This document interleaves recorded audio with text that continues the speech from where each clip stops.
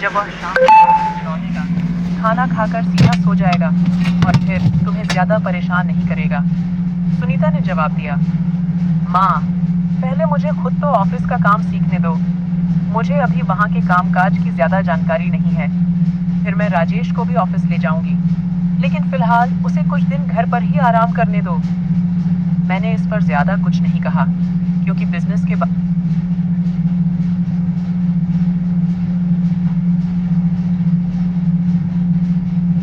में मुझे खुद भी ज्यादा जानकारी नहीं थी।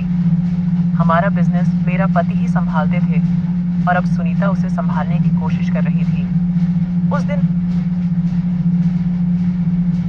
उसका ऑफिस का पहला दिन था, इसलिए मैंने उसे मुंह मीठा करवाकर विदा किया। जब सुनीता ऑफिस चली गई तो घर में सिर्फ मैं और दामाद थे। सुनीता के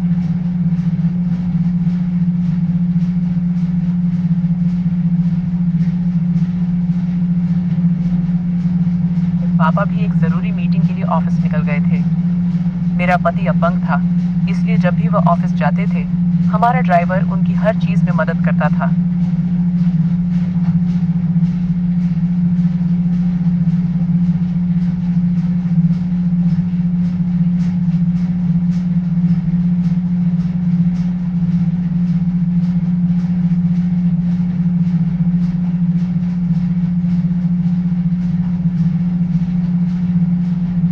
घर पर होने पर मैं उनकी देखभाल करती थी। लेकिन अब जब सुनीता ऑफिस जा चुकी थी, मुझे अंदाजा भी नहीं था कि दामाद की नजर मुझ पर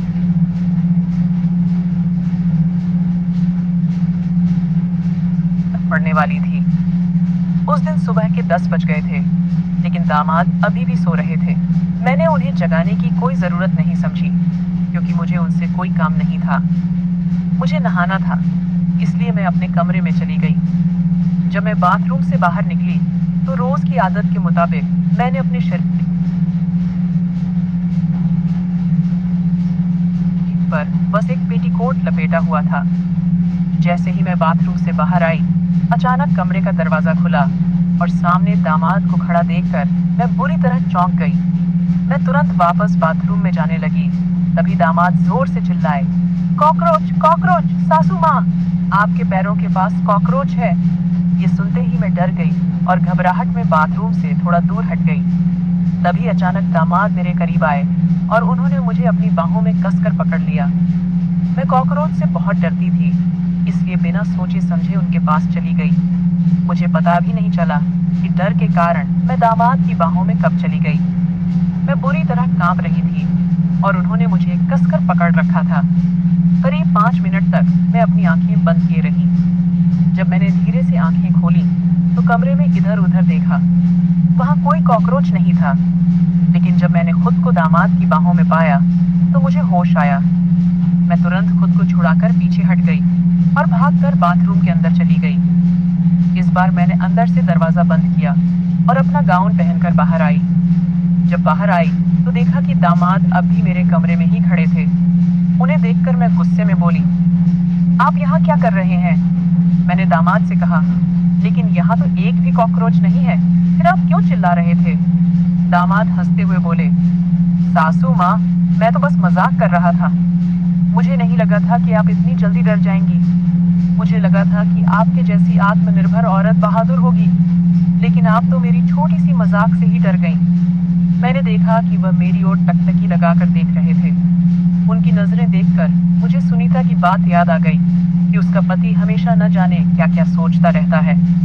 उस वक्त दामाद की नजरों से भी ऐसा ही लग रहा था कि उनके दिमाग में कुछ अजीब ही चल रहा था। दामाद ने कहा, मैं तो बस मजाक कर रहा था। विषय बदलने के लिए मैंने उनसे कहा, सुनीता ने आज से ऑफिस ज्वाइन कर लिया है। इस पर वह बोले, हाँ, मुझे पता है।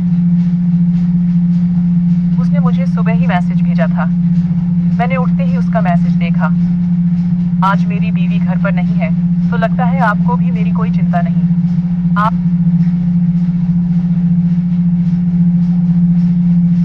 आपने तो मुझे नाश्ते के लिए भी नहीं उठाया। मैंने जवाब दिया, मुझे आपकी नींद खराब नहीं करनी थी, इसलिए आपको उठाने नहीं आई। दरअसल दामाद को भूख लगी थी और इसलिए वह नाश्ता मांगने मेरे कमरे तक आ गए थे। लेकिन वहां आते ही उन्हें मजाक सूझा। मैंने बिना कुछ कहे तुरंत रसोई में जाकर उनके लिए नाश्ता तैयार किया और परोस दिया। फिर अपने बाकी कामों में लग गई। मुझे अंदाजा भी नहीं था कि उस दिन उन्हें जो मेरा हल्का सा स्पर्श हुआ था,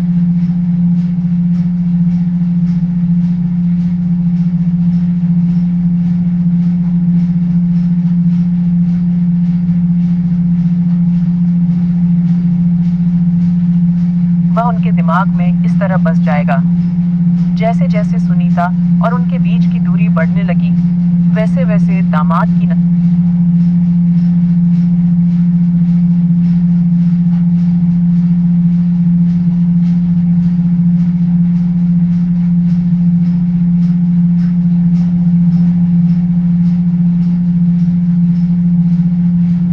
मुझ पर टिकने लगी।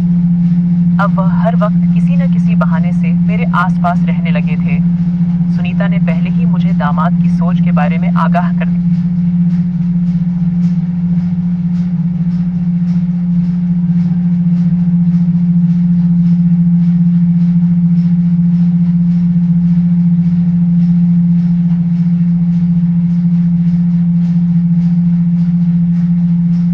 था, इसलिए मैं उनसे दूरी बनाए रखती थी।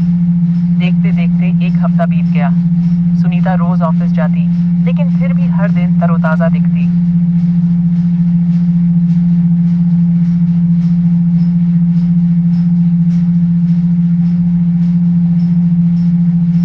इसका कारण था कि वह ऑफिस से आकर खाना खाती और फिर सीधे सो जाती। गहरी नींद में होने के कारण दामाद उसके पास जाने की हिम्मत नहीं कर पाते।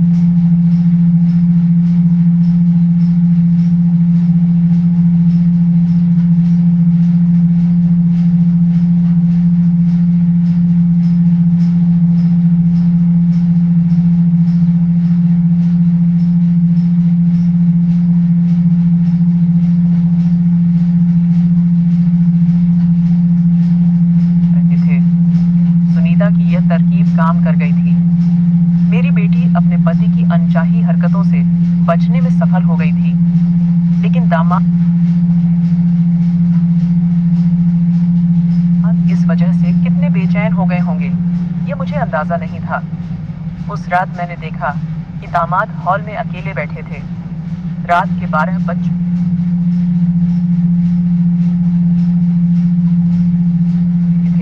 लेकिन वह अभी भी अपने कमरे में नहीं गए थे। उन्हें इस तरह उदास देखकर मैं उनके पास गई और पूछने लगी, आप इस वक्त यहाँ क्यों बैठे हैं? मुझे देखते ही उनके चेहरे पर एक अलग सी उदासी छा गई। उनकी आंखें भर आईं। उन्होंने मेरा हाथ पकड़कर मुझे अपने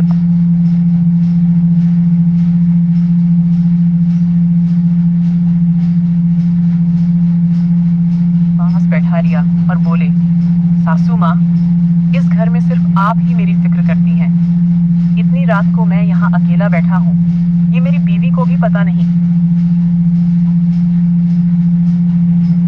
लेकिन आप मेरी चिंता करने आ गईं। मैंने पूछा, आप नाराज क्यों हैं? इस पर वह बोले, पिछले एक हफ्ते से सुनीता ने मुझे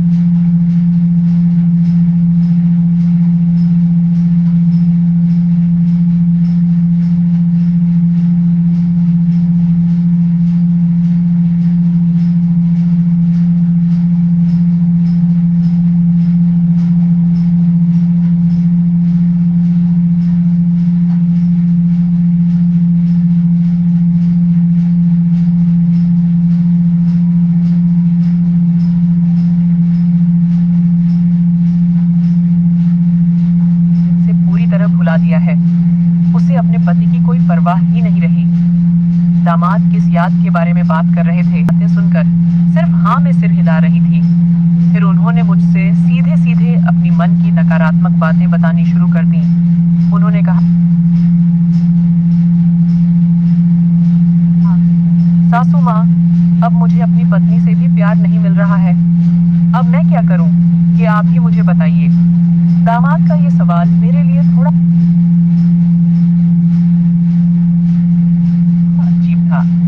तब मैंने कहा, आप क्या बोल रहे हैं? मुझे कुछ समझ में नहीं आ रहा और मैं तुरंत अपने कमरे में चली गई, क्योंकि दामाद की नज़र एकदम से बदल गई थी। उन्होंने जब यह अजीब सवाल पूछा, तो मेरे पैर पर हाथ रख दिया था। उनके इस व्यवहार को देखकर मैं अपने कमरे में चली गई। उसके अगले दिन सुबह से लेकर मैंने दामाद से काम के अलावा ज्यादा बात नहीं की। उस शाम मुझे सुनीता का फोन आया। उसने कहा, आज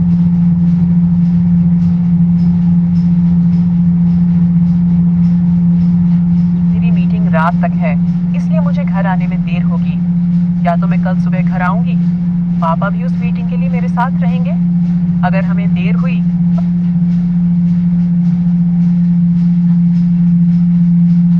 तो हम ऑफिस में रुके रहेंगे। इतना कहकर सुनीता ने फोन रख दिया। सुनीता ने जो मुझे बताया था वही उसने दामाद से भी कहा था। उस रात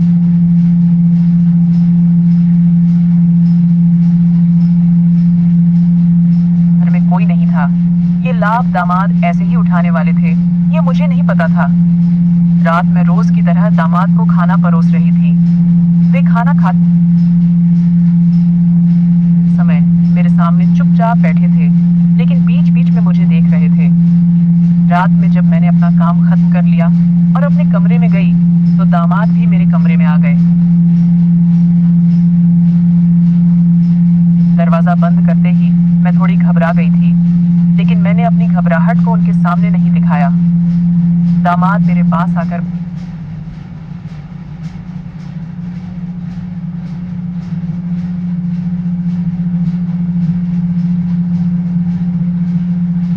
बैठे और उन्होंने मेरे हाथ से मेरी पढ़ी जा रही किताब ले ली। फिर उन्होंने कहा, सासू माँ, आपकी रुचियां बहुत बोरिंग हैं। आपको नहीं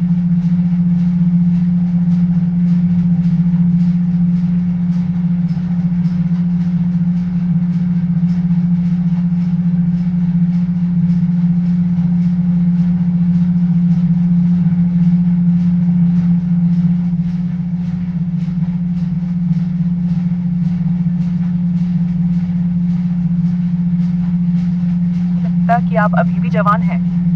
मैंने कहा, आप क्या बकवास कर रहे हैं? तब उन्होंने मेरा हाथ अपने हाथ में लिया और कहा, सासू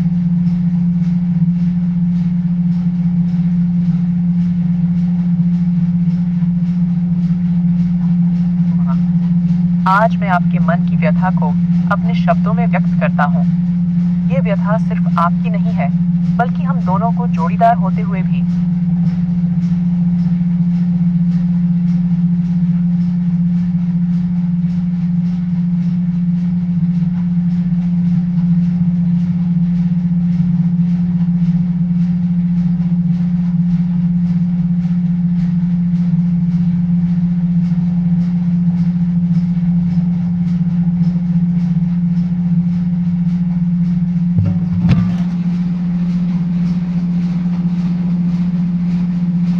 अकेलापन महसूस हो रहा है।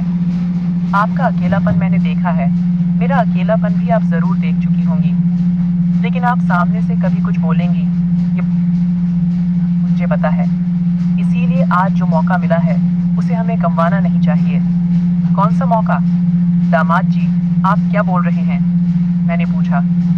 तब उन्होंने मेरे हाथ को और भी मजबूती से पकड़ लिया और मेरी आंखों में देखते हुए बोले, सासू माँ, आज सासरे घर पर नहीं है। आज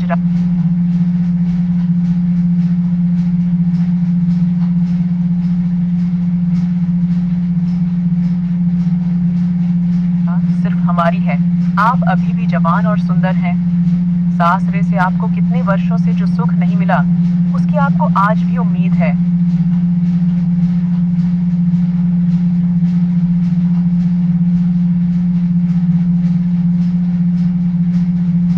सासरे की अक्षमता के कारण आपने बहुत कुछ सहा है।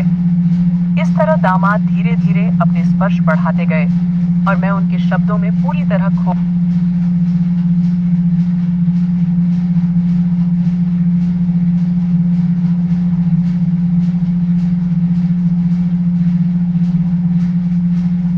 गई थी।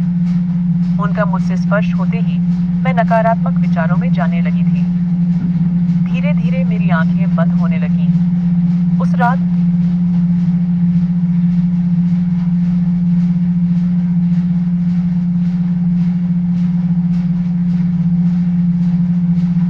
दामाद के अनचाहे ख्यालों की परछाई मुझ पर भी पड़ गई थी। उसने अपनी बातों में मुझे ऐसा घेरा कि मैं कुछ समझ ही नहीं पाई। धीरे धीरे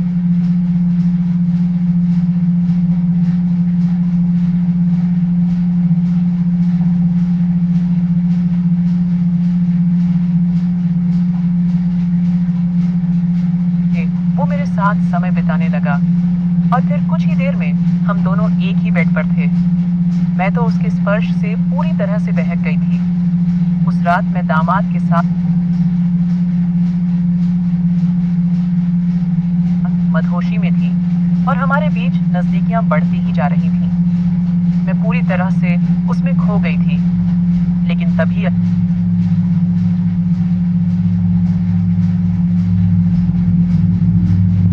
मेरे कमरे का दरवाजा खुला। दरवाजा खुलते ही मैंने फटाफट बेडशीट अपने ऊपर ओढ़ ली। दामाद भी डर गया था। सामने मेरे पति और मेरी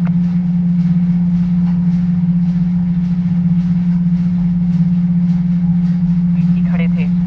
मेरा पति मुझे इस हाल में देखकर गुस्से से लाल हो गया था। सुनीता, जो अपने पति को मेरे साथ देख रही थी, ताली बजाने लगी।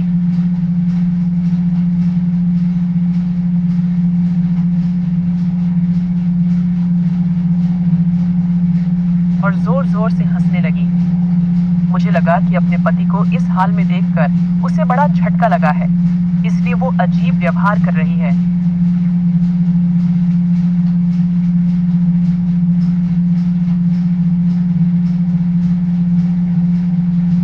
लेकिन तभी वह मेरे पास आई और जोर से मेरे गाल पर थप्पड़ मार दिया। वह गुस्से में बोली, तू इतनी अच्छी बनने का नाटक करती थी, लेकिन आज सब सच सामने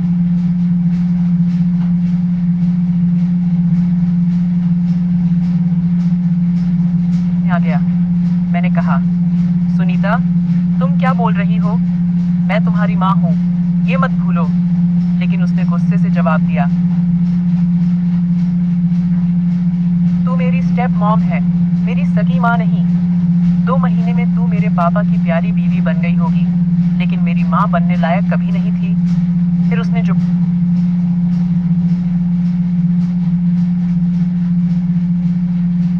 कहा, उसने तो मेरे पैरों तले जमीन ही खिसका दी।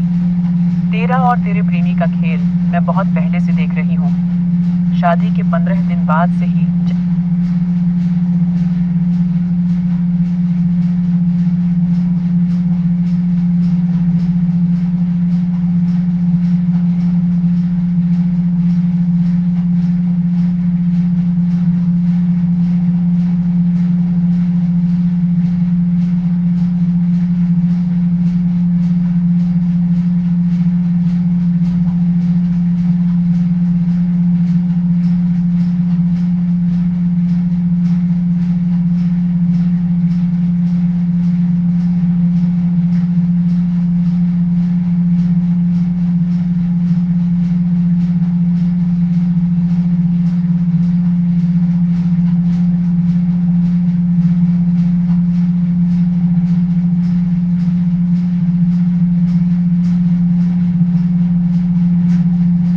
कमजोरी महसूस होने लगी तो डॉक्टर ने बताया था कि मुझे ताकतवर दर्द की गोलियां दी जा रही हैं, जिससे मुझे नींद आती थी। जब मैं सो जाती थी तब तू अपने प्रेमी के साथ रंगरलियां मनाती थी, है ना?